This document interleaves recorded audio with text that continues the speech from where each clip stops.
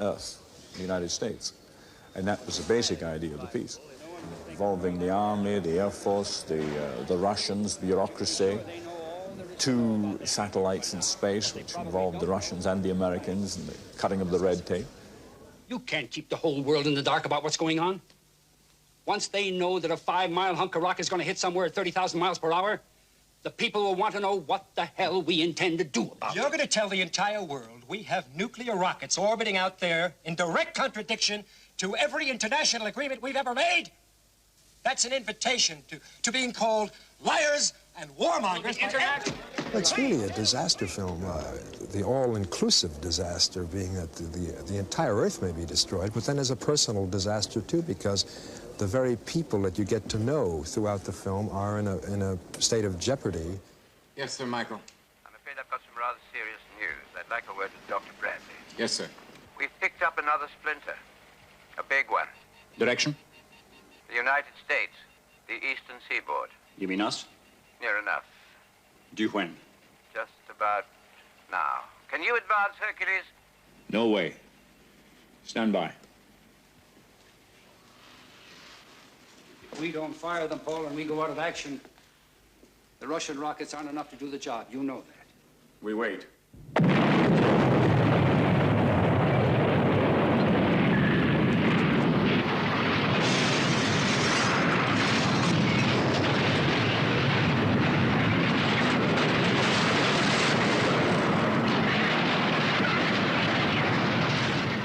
We've tried to keep it within the bounds of possibility.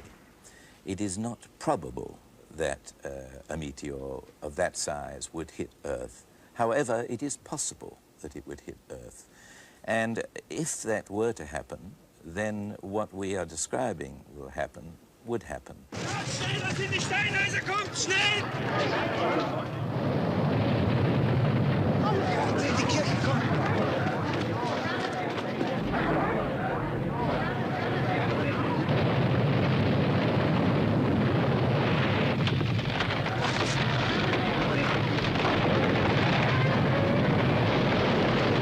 Once, there's a film which is, people would call a disaster film, which has a good, strong, central story to tell as well. I play a Russian astrophysicist and interpreter, so that I come from Russia with Brian Keith, who plays the Russian astrophysicist, who's counterpoint to Sean Connery, who's playing the English-speaking astrophysicist.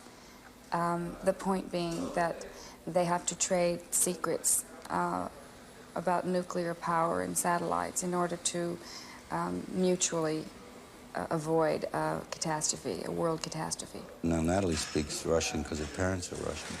And a lot of this stuff that we've both had to learn, she's never heard of. It's not, you know, you don't go around the house saying theoretically and using words like warheads and atomic machine, you know. It's a physical story. It's a suspense melodrama. And if anyone thinks that they can take it away from rockets shooting into the sky and a meteor, red meteor coming down towards Earth, he'd be very foolish to think so. We have had all sorts of little meteors fall on Earth. Fortunately for us, they were small ones. But if they were a big one,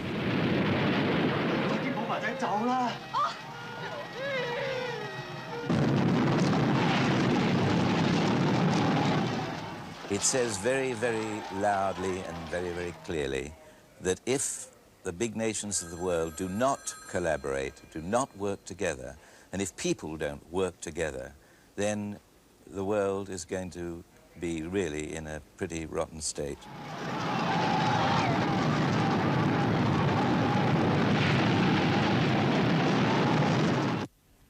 Well, Meteor obviously has a most commendable message. Not very original, perhaps, but certainly commendable. And it'll probably be seen in this country around Christmas time. Now swiftly into the real name game. The film this week is Affectionately Yours, and the stars were they not? Estelle O'Brien, Merle Thompson, Stanley Morner, and Margarita Carmen Cancino. Well, yes, that's who they were originally, but by the time the film came out in 1941, they were better known and more easily remembered as Merle Oberon, Dennis Morgan, and Rita Hayworth. And how about this for a misprint discovered in the Richmond Herald and sent in by David and Elise Camp? Separate performances of Jacques Taty's Monocle. After 2 performances, I suppose you could say he'd made a spectacle of himself. Meanwhile, from the north, Tony Breislin sent us this advert from the South Yorkshire Times. Adult film shows, admission 40p, children 25p. I hate to think what the children of South Yorkshire must get up to when they're playing mothers and fathers. And now for the result of last week's competition. The question was, who are the 4 young actresses in these 3 clips, and who are their famous parents? I should have expected to find you holding Vader's leash. I recognized your foul stench when I was brought on board. Do you think I look like Mother? What? Laurie. Oh, I'm so embarrassed. I couldn't even face him. Outside. Laurie's out there. Hold on. Laurie, the boogeyman's outside. Look.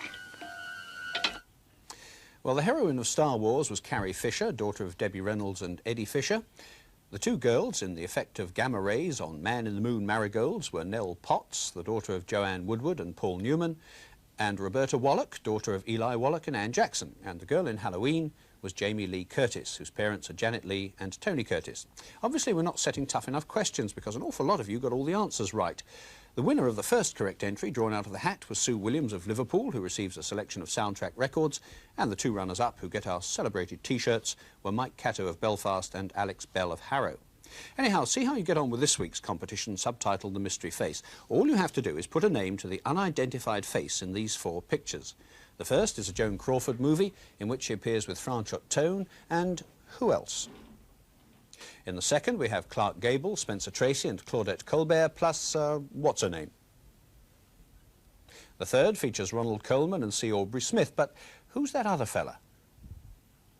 And the fourth has Marilyn Monroe with MacDonald Carey and the ubiquitous Claudette Colbert, along with someone else whose name I'm sure is on the tip of your tongue. Entries on a postcard, please, to Film 79, BBC TV Centre, London, W12 8QT. And we'd like them by Friday. Well, as you may have noticed, all those photos featured stars who were in one or other of our series of the Hollywood Greats, and so the first prize this week will be a signed copy of The Hollywood Greats, a book which I really cannot recommend too highly. I read it from cover to cover and simply couldn't put it down. And that just about wraps things up for now, though we do have one last clip to show you. It's from the latest Disney film, Hill's Angels, which is now showing in various parts of the country. It's about an American clergyman who, with the aid of a bunch of women parishioners, determines to drive organised crime out of his town. And it includes this demolition derby. I'll be back next Monday night at 10:45. Until then, goodbye.